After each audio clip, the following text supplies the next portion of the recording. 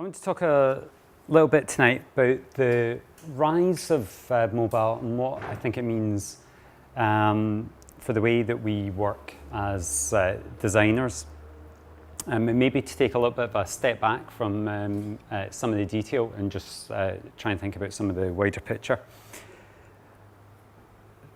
The thing that really gets me about mobile, and the reason why I get so much out of working in that space, is essentially how little that we know yet about what we're doing. And I think that's because what designing for mobile does is combine all of this knowledge that we've built up over a period of time, the stuff that we already know, the stuff that we've developed, and then subject it to layer upon layer of uncertainty. And as such, we're only really beginning to grasp what's possible and what we can achieve. And by contrast, if you think about what's been happening in the context of the conventional desktop over this period and longer, it's been very much a tale of consolidation and stabilization. OS X, as we know and recognize it, is over a decade old now. Windows has only very recently come out of a very recognizable style that it held onto for a very long time too. And even at the level of the browser, I can remember the browser wars, as us old people remember it, is a thing of the dim and distant past. And tellingly, whether it's Mac or Windows, the pattern that we see in terms of innovation is flowing from mobile back to desktop rather than the other way around. And over a long period of time, we've got used to thinking when we're designing about what is going on within a rectangular screen. And we were less worried about input devices, and whether they be keyboards or mice, and we mistakenly cared ever less about things like connection speeds. That was wrong. However, with mobile, we're having to think about so much more. What's happening on the screen, also the stuff that's happening around it as well.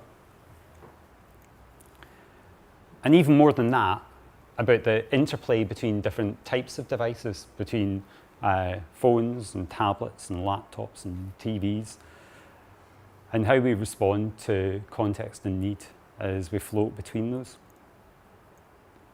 And as all of these old comfortable certainties have been removed, and the pace of what our devices are capable of ramps up, and our appetite for utilizing them continues, so the ground that we're designing upon remains really soft and kind of changeable.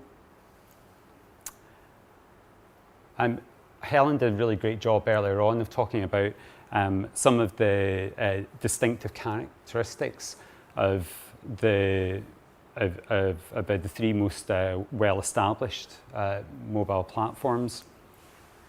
And for me, the most striking things about this is that while the one in the middle, if I was to take you back to 2007, you would kind of recognize it. Android and Windows Phone in their incarnation that we really know them now are, a year or so old. I remember ice cream sandwich on the left there. It came out in November. This is really new stuff.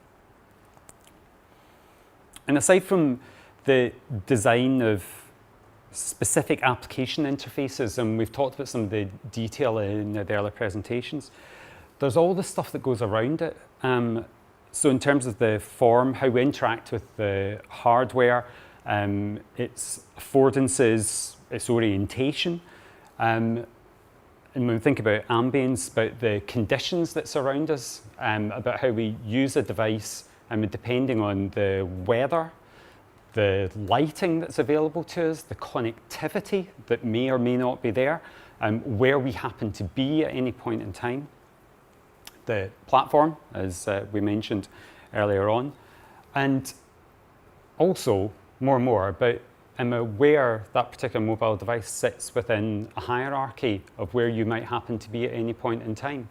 Is it your sole device, or is it a device that's silently communicating to the other devices in the space where you happen to be at any point in time? But it's even more complicated than that, because so much of mobile's distinctive user experience lies in how it plays out over time and across our senses, how we use it in moments of urgency and need to create and explore, to entertain and to distract. And it's in this sense that mobile is a uniquely personal technology. And I think if I'm to reflect on what I'm learning from all of this, is that in order to design best for mobile, we need to really understand interactions in their totality.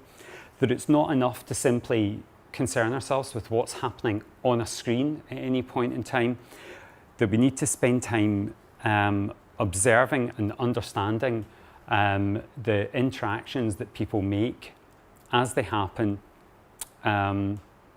over time, and in the context of all of the things I was mentioning earlier on around form factor, ambience, and all of those other variable conditions. And it feels to me like this places an even greater onus on us as designers to make sure that we're placing a lot of emphasis on not just the research time, but doing the right type of research. So again, focusing less on what's happening within the confines of a screen, but what that interaction looks like as a physical experience. But where people have their hands on the device, I can remember where they're located when they're working with that device. All of those things. This takes a lot of time to do. And I think it's something that we need time as designers to really immerse ourselves within these different contexts. And as Matt said earlier, we need to be multilingual to be as comfortable playing in iOS as Android as Windows Phone 7. For me, that really comes back to a really alarming experience working on a particular design project, designing for actually sort of a very large scale touch screens.